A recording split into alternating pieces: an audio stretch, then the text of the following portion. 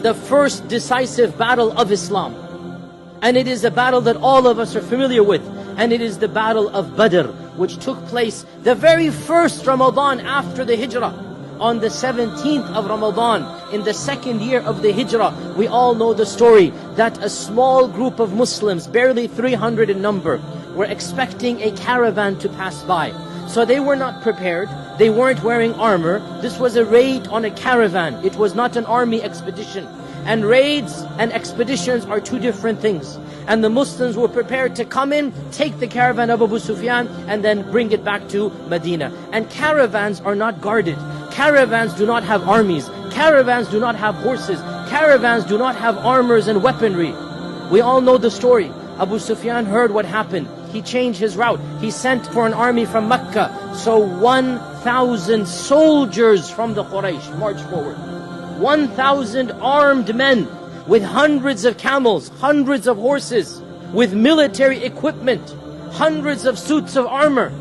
And the Muslims were now wondering what to do. Should we proceed? Should we go back?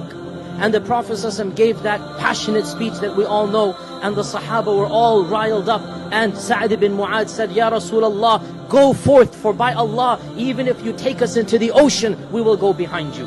And this battle of Badr, the decisive victory that Allah calls Yawm al-Furqan, the day that truth won over falsehood, it took place on the 17th of Ramadan. On this day, the icons of kufr, every single major icon of kufr was either killed or died right after the battle of Badr. And the Muslims barely had a scrape. Barely 2 or 3 people died, and the Quraysh had 73 prisoners of war taken to Medina. This day of Furqan, Allah subhanahu wa ta'ala reminds the believers that on this day, Allah had promised you would be victorious over one of the two groups, either the caravan or the army. And you wanted the caravan because that was easier for you. But Allah subhanahu wa ta'ala had wanted something greater than that, so that the truth can be manifest over falsehood. This day of Ramadan, 17th of Ramadan, was the first victory for the Muslims, and not coincidentally, it occurred in the middle of the month. And the lesson we learn from that victory for us this Ramadan, the lesson we learn is that, you know what, we might not be fully prepared. We might not be fully prepared for that month. How many of us now are trepidating, wondering, how am I going to fast?